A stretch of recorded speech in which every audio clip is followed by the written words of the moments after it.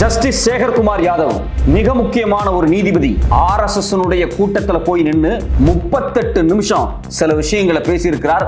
அந்த வீடியோ வெளியே வந்து இந்தியாவையே பரபரப்புக்குள்ளாக்குச்சு. அந்த வீடியோல அவர் பேசுனதை எடுத்து பார்த்தா நமக்கு ரொம்ப அதிர்ச்சியா இருக்கு. இந்தியாவில் இருக்கக்கூடிய எதிர்க்கட்சியை சார்ந்த 55 MPக்கள் இவர் நீதிபதியாவே தொடரக்கூடாது, அதுக்கு இவருக்கு தகுதியே கிடையாது, இவரை உடனே இம்பீச் பண்ணி நீதிபதி பதவியிலிருந்து தூக்குங்க அப்படின்னு சொல்லி கையெழுத்து போட்டு பாராளுமன்றத்தில் இம்பீச்மெண்ட் மோஷன் கொண்டு வரதுக்காக ரெக்கமெண்ட் பண்ணியிருக்காங்க. ஆனா மோடி அரசாங்கம் இதுவரைக்கும் இந்த பிரச்சனை குறித்து வாயே திறக்கல. அது மட்டும் இல்லாம இந்தியாவினுடைய துணை குடியரசுத் தலைவர் ராஜ்யசபாவினுடைய சேர்மன் தன்கர் ஒரு கடிதத்தை உச்ச நீதிமன்றத்துக்கு அனுப்பிச்சிருக்கிறார் இந்த நீதிபதி குறித்து. அந்த கடிதத்துல என்ன இருக்கு அப்படின்னு கபில் சிபில் 2 நாளைக்கு முன்னாடி ஓப்பனா பொது வெளியில பேசி இருக்கிறார். முதல்ல ஒரு நீதிமன்றத்தில் இருக்கக்கூடிய நீதிபதி எதுக்காக RSS நிகழ்ச்சியில கலந்துகிட்டார்? அப்படி அவர் கலந்துகிட்டு 38 நிமிஷம் அவர் பேசினது என்ன, அந்த வீடியோல என்னென்ன இருக்கு? அது மட்டும் இல்லாம இந்த நீதிபதியை பாதுகாக்கிறதுக்காக துணை குடியரசுத் தலைவர் எதுக்காக உச்ச நீதிமன்றத்துக்கு கடிதம் எழுதினார்? உச்ச நீதிமன்றம் இந்த நீதிபதியின் மீது என்ன நடவடிக்கை எடுக்க காத்திருக்கிறாங்க? வணக்கம், இது தமிழ் குரல். நான் உங்கள் சத்யராஜ். 2 நாளைக்கு முன்னாடி பாத்தீங்க அப்படின்னா கபில் சிபில் வந்து ஒரு கடிதம் குறித்து ரொம்ப காட்டமாக பேசியிருக்கிறார், ரொம்ப கோபமா பேசியிருக்கிறார். அந்த கடிதத்தை எழுதியது யாரு அப்படின்னா ராஜ்யசபாவினுடைய செக்ரட்டரியேட். ராஜ்யசபாவினுடைய செக்ரட்டரியேட் அப்படின்னாவே ராஜ்யசபாவினுடைய தலைவர் சேர்மன் யாரோ அவங்களுடைய ஒப்புதல்ல தான் அந்த கடிதம் எழுதப்பட்டிருக்கும். ஸோ இந்தியாவினுடைய ராஜ்யசபாவினுடைய தலைவர் தன்கர் உங்களுக்கு நல்லாவே தெரியும், அவர் தான் துணை குடியரசுத் தலைவர். தொடர்ச்சியாக நீதிமன்றத்துக்கு எதிராக கடந்த 1 மாதமாக பயங்கரமாக குரல் கொடுத்து கொண்டிருக்கக்கூடிய மாண்புமிகு திரு துணை குடியரசுத் தலைவர் அவர்கள். இவர் என்ன பண்றாரு அப்படின்னா உச்ச நீதிமன்றத்துக்கு ஒரு கடிதம் எழுதுறாரு. சரி, இந்த கடிதத்தினுடைய சாரம் என்ன, எதுக்காக அந்த கடிதம் எழுதப்பட்டுச்சு அப்படின்னா, இந்தியாவில் அகமதாபாத்தில் இருக்கக்கூடிய நீதிமன்றத்தினுடைய முக்கியமான நீதிபதி சேகர்குமார் யாதவ் RSS துணை அமைப்பான VHP அமைப்புல போய் அங்க நடந்த நிகழ்ச்சியில மேடையில நின்று 38 நிமிஷம் வன்மமா கொட்டியிருக்கிறார். என்ன வன்மமா கொட்டியிருக்கார் அப்படின்னா, இந்தியாவில் இருக்கக்கூடிய சிறுபான்மை மக்கள் இஸ்லாமியர்களுக்கு எதிராக பல விஷயத்தை அவர் பேசியிருக்கிறார். அந்த வீடியோ வெளியே வந்து ஏற்கனவே இந்தியா முழுக்க பரபரப்பா பேசப்பட்டுச்சு, ரொம்ப விவாதிக்கப்பட்டுச்சு. ஒரு நீதிபதியை இப்படி பேசியிருக்காரு, இவர் மேல நடவடிக்கை எடுக்கணும், இவர் நீதிபதியாவே இருக்கக்கூடாது அப்படின்னு சொல்லி பல்வேறு விஷயங்கள் வந்து தொடர்ச்சியா பேசப்பட்டுச்சு. முதல்ல இவர் என்ன பேசினாரு அப்படிங்கிறது குறித்து ஒரு சின்ன பிரீஃப் பார்த்தாதான் இவர் நீதிபதியா தொடரலாமா வேண்டாமா, எதிர்க்கட்சிகள் கொண்டு வந்து இம்பீச்மெண்ட் மோஷன் சரியா, இவரை பாதுகாக்கிறதுக்காக எதுக்கு தன்கர் உச்ச நீதிமன்றத்துக்கு கடிதம் எழுதுறாரு, உச்ச நீதிமன்றம் ஏன் இவர் மேல இதுவரைக்கும் ஒரு இன்ஹவுஸ் என்கொயரி ஆரம்பிக்காம இருக்கிறாங்க அப்படின்னு பல விஷயங்கள் வந்து நமக்கு அம்பலமாகும். முதல்ல இவர் என்ன பேசுறாரு அப்படின்னா, கடந்த டிசம்பர் மாதம் 8ஆம் தேதி RSS அமைப்பினுடைய துணை அமைப்பான VHP விஸ்வ ஹிந்து பரிஷத் இவங்க தான் பார்த்தீங்கன்னா பாபர் மசூதி இடிச்சுட்டு இன்னைக்கு ராமர் கோயில் கட்டியிருக்காங்க இல்லையா, அந்த இடிப்பு வேலையில் ஈடுபட்ட உத்தமர்கள். இந்தியா முழுக்க பார்த்தீங்க அப்படின்னா பல்வேறு கலவரங்களை, பல்வேறு வன்முறைகளை RSS அமைப்பினுடைய துணையால், இந்துத்துவத்தின் பேரால் தொடர்ச்சியா பண்ணக்கூடிய ஒரே அமைப்பு இந்த விஸ்வ ஹிந்து பரிஷத் தான். இவங்களோட டார்கெட்டே என்னன்னா கோயில்கள் தான். கோயில்களை மையமாக வச்சு பல பஞ்சாயத்துக்களை பண்றது. இப்போ தமிழ்நாட்டில் கூட பார்த்தீங்க அப்படின்னா தமிழ்நாடு அரசாங்கத்தினுடைய அறநிலைத்துறை கோயில்களுக்குள்ள இருக்கக்கூடாது, வெளியே போயிடணும் அப்படிங்கிற கேம்பெயினை கூட மறைமுகமாக இப்போ இந்து முன்னணி பண்ணுவாங்க. இப்போ சமீபத்தில் பார்த்தீங்கன்னா மதுரையில் வந்து திருப்பரங்குன்றத்தில் ஒரு மாநாடு நடத்தி முருகன் மாநாட்டை பண்ணி பயங்கர வேலையெல்லாம் பண்ண பார்க்குறாங்க இல்லையா. இது மாதிரி கோயில் சார்ந்த பஞ்சாயத்துக்களை தொடர்ச்சியாக பின்னிருந்து இயக்கி கொண்டிருக்கக்கூடிய ஒரு மிக முக்கியமான குழு விஸ்வ ஹிந்து பரிஷத். ஆயுத பயிற்சி எடுக்கக்கூடிய ஒரு குழு, இவங்களும் பஜ்ரங் தங்களும். ஸோ இந்த குழு என்ன பண்றாங்க அப்படின்னா ஒரு நிகழ்ச்சி நடத்துறாங்க. அந்த நிகழ்ச்சியினுடைய தலைப்பு பார்த்தீங்க அப்படின்னா யூனிஃபார்ம் சிவில் கோட் எ கான்ஸ்டிடியூஷனல் இம்பேரட்டிவ். அதாவது யூனிஃபார்ம் சிவில் கோடு குறித்து VHP அமைப்பு ஒரு நடத்துது. யூனிஃபார்ம் சிவில் கோடு குறித்து இவங்க ஏன் நடத்துவாங்கன்னு நமக்கு தெரியும். யூனிஃபார்ம் சிவில் கோடை கொண்டு வந்து இஸ்லாமியர்களுக்கு இருக்கக்கூடிய சில சிவில் ரைட்ஸை வந்து ஒட்டுமொத்தமா இல்லாம பண்ணணும் அப்படிங்கிறதுக்காக தான் இவங்க அதை செய்யறாங்க. அதுக்கு ஒரு நீதிபதியை கூட்டு வந்து பேசுறாங்க, ஒரு சிட்டிங் நீதிபதி அகமதாபாத் ஹைகோர்ட்ல. நமக்கு என்ன கேள்வி அப்படின்னா, VHP அமைப்பு யாருன்னு தெரியும், RSS யாருன்னு உங்களுக்கு நல்லா தெரியும். இந்தியாவில் 3 முறை தடை செய்யப்பட்ட அமைப்பு RSS.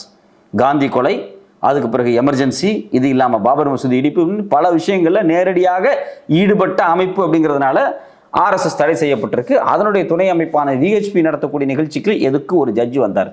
இதுதான் ஃபர்ஸ்ட் கேள்வி.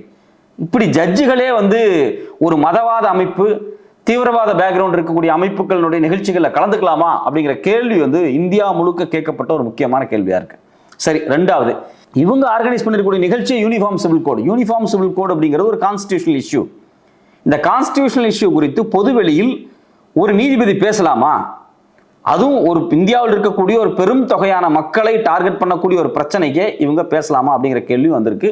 இது ரெண்டுமே வந்து இது வரைக்கும் பதிலே சொல்லப்படாத மிக மோசமான கேள்விகளாக இருக்குது. இதில் எல்லாத்தோட ரொம்ப வேதனையும் வருத்தமும் தரக்கூடிய விஷயம் என்ன அப்படின்னா, அந்த நிகழ்ச்சியில் அந்த ஜட்ஜி பேசுகிறாருங்க. இஸ்லாமிய குழந்தைகளை வந்து ரொம்ப வன்மமாக, ரொம்ப அசிங்கப்படுத்தி, ரொம்ப கேவலப்படுத்தி, ரொம்ப அசிங்கமாக பேசுகிறார். அவர் என்ன சொல்கிறார் அப்படின்னா, இப்போ இந்து குழந்தைகளை பாருங்கள், அவங்க எல்லாருமே வந்து அமைதியாக இருப்பாங்க, நான் வயலன்ஸ், அதாவது அகிம்சையில் ஈடுபடுவாங்க. ஏன்னா அவங்க வந்து புராணங்களை படிக்கிறாங்க, வேதத்தை படிக்கிறாங்க. சின்ன வயசுலேருந்தே வந்து அவங்களுக்கு வந்து மிருகங்கள் மீது, அதாவது பசுமாடுகள் மீதெல்லாம் அன்பு செலுத்த கற்றுக் கொடுக்குறோம் அப்படிங்கிற மாதிரி பேசுகிறார். ஆனால் அவங்க அது என்ன சொல்கிறேன்னா, but you don't feel it அப்படிங்கிறாரு. நீங்கள் அதுக்கு ஃபீல் பண்ண மாட்டேங்கிறீங்க. நீங்கன்னு யாரை சொல்கிறார் அப்படின்னா, இஸ்லாமியர்களை சொல்கிறார்.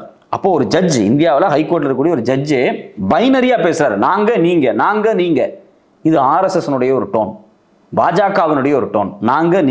நாங்கன்னா ஹிந்து, நீங்கன்னா முஸ்லீம். ஸோ ஒரு ஜட்ஜி அப்படி பேசுகிறார். அவர் என்ன சொல்கிறார் அப்படின்னா, உங்கள் குழந்தைகள்கிட்ட பாருங்கள், ஜென்ராசிட்டி இல்லை, பெருந்தன்மை இல்லை. அது மட்டும் இல்லாமல் வந்து ஒரு விதமான டாலரன்ஸ் இல்லை, சகிப்புத்தன்மை இல்லாமல் இருக்காங்க. அதுக்கெல்லாம் காரணம் என்ன? சின்ன வயசுலேருந்தே மாமிசம் வெட்டி சாப்பிட்றாங்க, மாமிசம் வெட்டுறதை கண்ணில் பார்க்குறாங்க, இதனால தான் அப்படி இருக்கிறாங்க அப்படின்லாம் பேசுகிறார். அப்படி சொல்லிட்டு நான் எல்லா முஸ்லீம்களையும் சொல்லலை அப்படின்னு சொல்லி ஒரு மலுப்பலான வார்த்தைகளையும் பேசுகிறாரு. இது மட்டும் இல்லாமல் கத்முல்லா அப்படிங்கிற வார்த்தையை பயன்படுத்துகிறார். இஸ்லாமியர்கள் 4 மனைவி வச்சிருக்காங்க, 5 மனைவி வச்சிருக்காங்க அப்படின்னு சொல்லி கத்முல்லாங்கிற வார்த்தையெல்லாம் பயன்படுத்துகிறார். இந்த 2 சொற்களுமே நமக்கு ரொம்ப பதட்டத்தை ஏற்படுத்துது. ஒரு கரியை வெட்டி கரியை உண்ணுவதாலேயே அவங்க ஒரு வன்முறை மனநிலைக்கு வர்றாங்க அப்படின்னு ஒரு ஜட்ஜி பேசுறது எந்த வகையில் நியாயம்?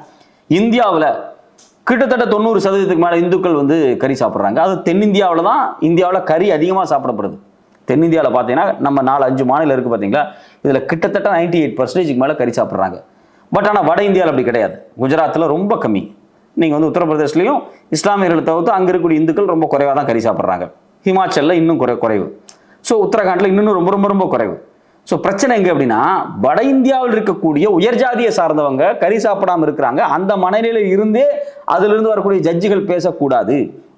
இதில் இன்னும் குறிப்பான விஷயம் என்ன அப்படின்னா, இப்போ தென்னிந்தியாவில் இப்போ நம்ம எல்லாருமே குலதெய்வ வழிபாட்டில் இருக்கோம். இப்போ எனக்கெல்லாம் குலதெய்வம் இருக்குது. நான்லாம் போய் ஆட்டை வெட்டி ஆட்டினுடைய ஈரலை எடுத்து அதை சுட்டு என்னுடைய சாமி முனீஸ்வரனுக்கு படைப்போம், சாமி குப்பணசாமிக்கு படைப்போம். இப்போ இதெல்லாம் ரொம்ப இயல்பான விஷயம். நான் ஈரலை எடுத்து தீயில வாட்டி நானே செஞ்சுருக்கிறேன். அப்போது இதை செய்வதால் நான் ஒரு வன்முறையாளனா, என் மீது வந்து ஒரு எனக்கு மனசுக்குள்ள வந்து ஒரு மிகப்பெரிய வன்முறை மனப்பாங்கு இருக்குது அப்படின்னா, அது ஒரு விதமான கஸ்டம்ஸ் காலங்காலமாக செஞ்சுக்கிட்டு இருக்காங்க. எல்லாரும் செய்கிறாங்க, நம்மளும் செய்கிறோம். ஏன்னா குலதெய்வ வழிபாடு அது மாதிரி வந்து வைதிகத்திற்கு நேர் எதிரான பல வழிபாட்டு முறைகளை வந்து இன்னைக்கு எல்லாருமே ஃபாலோ பண்ணிட்டு இருக்காங்க. நாமளும் அதை செஞ்சுட்டு தான் இருக்கோம். பிரச்சனை என்ன அப்படின்னா, இந்துக்களாக இருக்கக்கூடியவர்களே இவ்வளவு பேர் கருதிக்கிறாங்க, ஆடை வெட்டுறாங்க, மாடை வெட்டி சாப்பிட்றாங்க, இதெல்லாம் நடக்குது. அப்போ இந்துக்களுக்கு எதிராகவே ஒரு நீதிபதி பேசியிருக்காரா அப்படிங்கிற ஒரு கேள்வியும் நமக்கு வருது. இது மட்டும் இல்லாமல் கத்முல்லாஸ் 3 பொண்டாட்டி வச்சிருக்காங்க, 4 பொண்டாட்டி வச்சிருக்காங்க, நிறைய குழந்தை பெற்றுக்கிறாங்க. ஒரு 3 தலைமுறை இல்லை 2 தலைமுறைக்கு முன்னாடி இந்துக்களாகிய நம்ம எல்லாருமே வந்து நம்மளுடைய தாத்தாக்கள் வரலாறு எடுத்து பார்த்தோம்னா, அவங்க எல்லாருமே 3 ஒய்ஃபு 4 ஒய்ஃபு இது அப்படிங்கிறது ரொம்ப காமனாக இருக்கும். வீட்டில் 10 குழந்தைகள் 13 குழந்தைகள் அப்படிங்கிறது ரொம்ப காமனான விஷயமா இருக்கும். இது வந்து முஸ்லீம்ஸ்கள் குழந்தை பெற்றுக்கிறாங்க அப்படிங்கல, இந்தியாவில் இருக்கக்கூடிய எல்லா மக்களுமே 10 குழந்தைகள் பெற்றுக்கிட்ட காலம் ரொம்ப நாள்லாம் இல்லை, ஒரு 100 வருஷத்துக்கு முன்னாடி. நம்மளுடைய தாத்தா இல்லை தாத்தாவுடைய அப்பா இதை எடுத்து பார்த்தாலே, நம்ம தாத்தா கூட பிறந்தவங்க எத்தனை பேர்னு எடுத்து பார்த்தாலே நல்லா தெரியும். 8 பேர் குறைவாக இருக்க மாட்டாங்க.